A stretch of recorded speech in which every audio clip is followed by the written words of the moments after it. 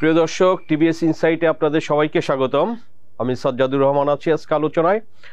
দর্শক, আমরা আজকে আলোচনা করব যে বাংলাদেশে ফরেন ক্রেডিট লাইন, যেটা বিদেশি ব্যাংকগুলো আমাদের যে স্থানীয় ব্যাংক আছে সেগুলোকে দিয়ে থাকে। তো সম্প্রতি সময় আমরা দেখেছি যে এই ক্রেডিট লিমিটটা সিগনিফিক্যান্টলি কমে গিয়েছে এবং সেটার ফলে যেটা হয়েছে যে আমাদের যে এলসি কনফার্মেশন চার্জ সেটা বেড়ে গিয়েছে। সো দর্শক, বাংলাদেশে অন্তর্বর্তীকালীন সরকার চেষ্টা করছে বিভিন্নভাবে ইনফ্লেশন কন্ট্রোল করার জন্য এবং বাংলাদেশ ব্যাংকও করছে, পলিসি রেট বাড়িয়েছে বেশ কয়েকবার, জানি আমরা যে এখন 10% হচ্ছে রেপো রেট। সো দর্শক, এই প্রেক্ষিতে যে আসলে বাংলাদেশ সরকার এবং বাংলাদেশ ব্যাংকের যে ফাইট এগেনস্ট ইনফ্লেশন এবং এর সাথে সাথে ফরেন ক্রেডিট লাইন কমে যাওয়া এবং এলসি কনফার্মেশন চার্জ বেড়ে যাওয়া, সেটা কিন্তু ইনফ্লেশনের ফাইটটাকে এটাকে দুর্বল করছে। সো দর্শক, এই সংক্রান্ত একটি রিপোর্ট আজকে টিবিএস পাবলিশ করেছে, লিড রিপোর্ট। দর্শক, রিপোর্টটি করেছে আমি সাজ্জাদুর রহমান।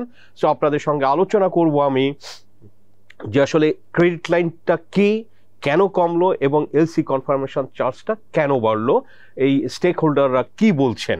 সো দর্শক, আমরা যদি বলি যে ক্রেডিট লাইনটা কি, ক্রেডিট লিমিটটা, এটা বেসিক্যালি বাংলাদেশের যে ব্যাংকগুলোকে, এগুলোকে বিদেশি ব্যাংক, সেটা একসময় ছিল হচ্ছে ওয়েস্টার্ন ব্যাংক, আমেরিকান ইউরোপিয়ান ব্যাংকগুলো এই ক্রেডিট লাইনটা দিত। সে বাংলাদেশের একটা ব্যাংকে, ফর এক্সাম্পল ইবিএল, তাকে $100 মিলিয়ন সে ক্রেডিট লাইন দিল। সো ইবিএল যেটা করতো যে তাদের যে ইম্পোর্ট বিজনেস বাইরের সঙ্গে, তো তার যে ডলার লাগবে, তো তারা কিন্তু ওই ক্রেডিট লিমিট থেকে, বিদেশি ব্যাংক যে লিমিটটা দিচ্ছে, তো সেটা থেকে কিন্তু তারা ডলারটা নিয়ে তারা ইম্পোর্ট করতে পারতো নিজেদের থেকে, নিজেদের যে ব্যাংকের নিজেদের যে রিজার্ভ বা ডলার, তো সেখান থেকে খরচ করতে হতো না। সো এরকম একটা অ্যাডভান্টেজ। এবং বাংলাদেশে দর্শক, এই আমাদের যদি $60 বিলিয়ন আমরা ইম্পোর্ট ধরি বছরে, এর মধ্যে কিন্তু $30 বিলিয়ন মতো, মানে 50%ই কিন্তু আসলে এই ধরনের ক্রেডিট লিমিট থেকেই কিন্তু আসতো। তো একসময় এটা আপনার আমাদের যে western bank, standard chartered bank, American express, এই ধরনের ব্যাংক কিন্তু মেইনলি, এবং জার্মান কমার্স ব্যাংক, এরা এই সাপোর্টটা, ক্রেডিট লিমিটটা দিয়ে থাকতো। তো তারপরে আমরা দেখেছি যে আর্লি 2000-এর পরের থেকে এখানে কিন্তু মধ্যপ্রাচ্যের ব্যাংকগুলো বাংলাদেশের মার্কেটে তারা এই ধরনের ব্যবসা তারা শুরু করে এবং মাস্টেক ব্যাংক তার মধ্যে অন্যতম। তাদের বড় এক্সপোজার ছিল এই ক্রেডিট লিমিটগুলো বাংলাদেশের ব্যাংকগুলোকে তারা দিয়ে থাকতো। এবং তারপরে কিন্তু আসলে এখানে সিঙ্গাপুরের ব্যাংক, জাপানের ব্যাংক, সো এই ধরনের দেশের ব্যাংকগুলো কিন্তু বাংলাদেশের এই মার্কেটে তারা এসেছে এবং তারা এই ক্রেডিট লিমিট দিয়ে তারা যে একটা এটা অনেকটা বেসিক্যালি হচ্ছে যে বাংলাদেশের ব্যাংকের পক্ষে বা ক্লায়েন্টের পক্ষে বিদেশি যে সাপ্লায়ার বাংলাদেশে সে বিক্রি করছে, সে তারকেই কিন্তু এক ধরনের প্রোটেকশন দেওয়া হতো। সো যার ফলে এই যে ইম্পোর্ট বিজনেসটা কিন্তু বাংলাদেশের ব্যাংকগুলোর জন্য করা সহজ হতো এবং তাদের ক্লায়েন্টের পক্ষে এই বিলগুলো পরিশোধ করাও তাদের জন্য কিন্তু অনেক সহজ ছিল।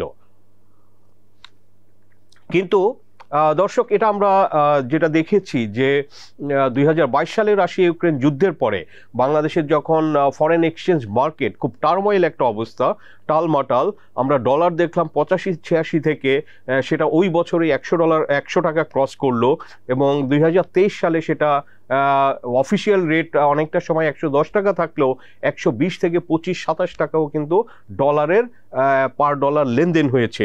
সো এরকম একটা অস্থিরতার মধ্যে দিয়ে গিয়েছে। এবং তারপরে আবার যেটা হয়েছে যে বাংলাদেশের যে কান্ট্রি রেটিং, মুডিস, ফিচ বা S&P, তারা কিন্তু গত বছর বাংলাদেশের রেটিংটা ডাউনগ্রেড করে এবং এই বছরে যেটা হচ্ছে যে আবার কিন্তু মুডিজের রেটিং আমরা দেখলাম সর্বশেষ এই জাস্ট 3-4 দিন আগে, সেখানে কিন্তু রেটিংও ডাউনগ্রেড হয়েছে এবং আমাদের যে আউটলুক সামনে কি আছে সেটা কিন্তু স্টেবল থেকে নেগেটিভ হয়েছে। সো দর্শক, এগুলোও কিন্তু আসলে এই যে আমাদের যে আপনার ক্রেডিট লিমিট দেওয়া বা এলসি কনফার্মেশন, এই চার্জগুলো কিন্তু ইম্প্যাক্ট করে থাকে। আমরা যদি দেখি যে এই যে এখন যেহেতু ক্রেডিট লিমিটটা কমিয়ে দিয়েছে অনেকটা, আপনার 50%-এর মতো গড়ে যদি আমরা ধরি সব ব্যাংক মিলিয়ে, তো সেখানে কিন্তু এই ক্রেডিট লিমিটটা কমার ফলে এই যে ইম্পোর্টাররা তারা কিন্তু আসলে ইম্পোর্টের এলসি খুলতে সংগ্রাম করছেন। তারা অনেকেই বলছেন যে এলসি কনফার্মেশন চার্জ যেটা 2.5% থেকে 3% ছিল সেটা কিন্তু 4%-এ গিয়েছে। তো অনেক ইম্পোর্টার বলছেন যে এলসি কনফার্মেশন চার্জ বেড়েছে, ওকে ফাইন, কিন্তু আমরা তো এলসি ওপেন করতে পারছি কিন্তু কনফার্ম করতে পারছি না, যে অনেকেই এটা কনফার্ম করতে চায় না। দর্শক, এগেইন আমরা বলি যে এলসি কনফার্মেশন হচ্ছে সে বাংলাদেশ থেকে আমি ইম্পোর্ট করছি জার্মানি থেকে, তো জার্মানির ক্লায়েন্ট তো আমাকে চেনে না বা আমার ব্যাংকেও এখানে চেনে না। সো এখানে থার্ড পার্টি ব্যাংক যেটা বেসিক্যালি বিদেশি ব্যাংক, সেটা স্ট্যান্ডার্ড চার্টার্ড হতে পারে, জেপি মর্গান হতে পারে, বা ইউএর মাশরেক ব্যাংক হতে পারে, সিটিএনএ হতে পারে। সো এই ধরনের ব্যাংকগুলো থেকে তারা একটা কনফার্মেশন চায় যে তার পক্ষে যেন ক্লায়েন্ট, আমি বা আমার ব্যাংক যদি ব্যর্থ হয় পে করতে, পরিশোধ করতে, তখন এই যে কনফার্ম করছে বিদেশি ব্যাংক তারা এটা দিয়ে থাকে। তো এটা একটা তারা একটা ঝুঁকি নিচ্ছে। তো এই ঝুঁকি নেওয়ার কাজটা কিন্তু টোটাল এলসি যদি আপনার $100 মিলিয়ন হয়, 4% কিন্তু শুধুমাত্র আমার এই এলসি কনফার্মেশন করার জন্য আমাকে চার্জ দিতে হচ্ছে। সো $100 মিলিয়ন কিন্তু $4 মিলিয়ন শুধুমাত্র এই চার্জে চলে যাবে। সো দর্শক, এটা একটা অনেক বড় কস্ট, 4% সরাসরি চলে যাওয়া। সো যেটা আসলে এটা কিন্তু আসলে সরাসরি আমাদের যে ইম্পোর্টেড গুডস সেটা কিন্তু প্রাইসের সাথে দর্শক এগুলো যোগ হবে, কারণ ইম্পোর্টার কিন্তু সে আসলে লস করে সেগুলো আনবেও না এবং সে এটা বিক্রিও করবে না। সো এটা কিন্তু সরাসরি এই প্রাইসের সঙ্গে যেহেতু যোগ হচ্ছে, সো যে কারণে বিভিন্ন যে উদ্যোগ নিচ্ছে ইনফ্লেশনটা কন্ট্রোল করার জন্য, তো সেখানে কিন্তু এটা একটা বাধা হয়ে দাঁড়াচ্ছে বলে আমরা ব্যাংক এবং যে ইম্পোর্টার আছেন, স্টেক হোল্ডার আছেন, তাদের থেকে কিন্তু আমরা এটা জানতে পেরেছি।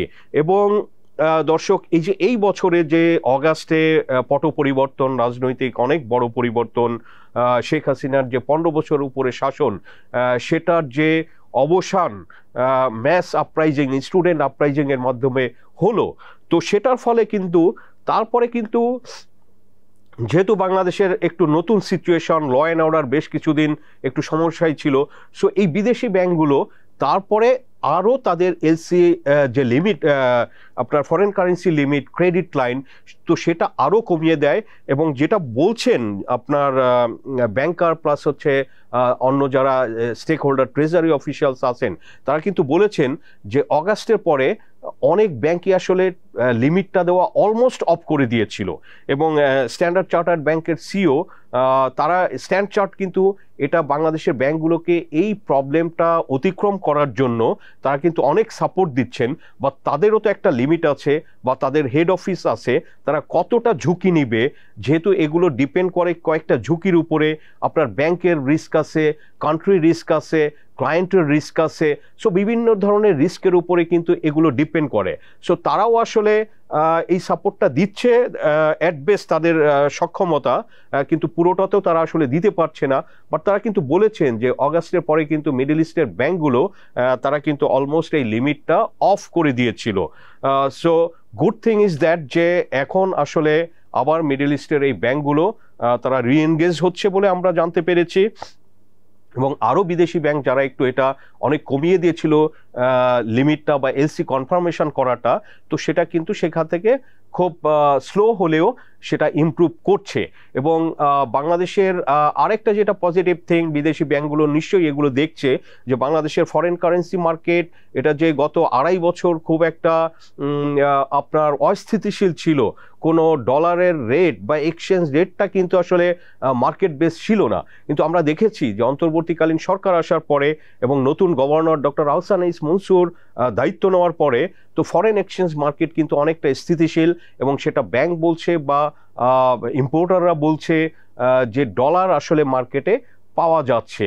সো এটা কিন্তু একটা পজিটিভ সাইড বিদেশি ব্যাংকগুলোর জন্য।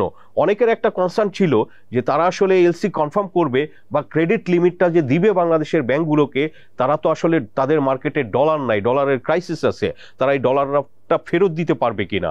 তো সেটা কিন্তু আসলে এই শঙ্কাটা অনেকাংশে দূর হয়েছে, যেটা বিদেশি ব্যাংকগুলোর জন্য একটা আস্থা ফিরে পাবার কিন্তু একটা কারণ হতে পারে। এবং বাংলাদেশের যে ব্যাংকিং সেক্টরে এক ধরনের সংস্কার কাজ শুরু হয়েছে, সেটাও আমরা দেখতে পাচ্ছি।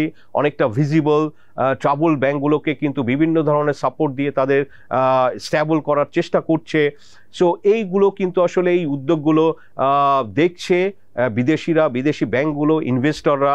তো এগুলো আলটিমেটলি সামনে আমাদের দিনগুলোতে ভালো হতে পারে এবং পজিটিভ ইম্প্যাক্ট আসতে পারে, এবং আমাদের ব্যাংকগুলো আবার ক্রেডিট লাইন পেতে পারে। এবং এলসি কনফার্মেশন চার্জ আসলে এগুলো 1-1.5% মধ্যে থাকাটাই আসলে ভালো।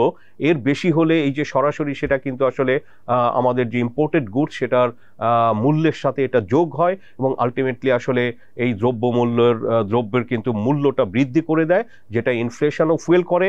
এবং সাধারণ মানুষ খুব আসলে এই কারণে অনেক কষ্টের মধ্যে পড়ে যায়, তাদের কনজাম্পশনের সঙ্গে তাদের কম্প্রোমাইজ করতে হয়, এবং সেটা আসলে আলটিমেটলি ইভেন নিউট্রিশন ইনটেকের ক্ষেত্রেও কিন্তু একটা সমস্যার কারণ হয়ে দাঁড়ায়। সো দর্শক, আজকে এ পর্যন্তই। আমাদের আলোচনা ভালো লাগলে লাইক করবেন, শেয়ার করবেন। আপনাদের সবাইকে ধন্যবাদ।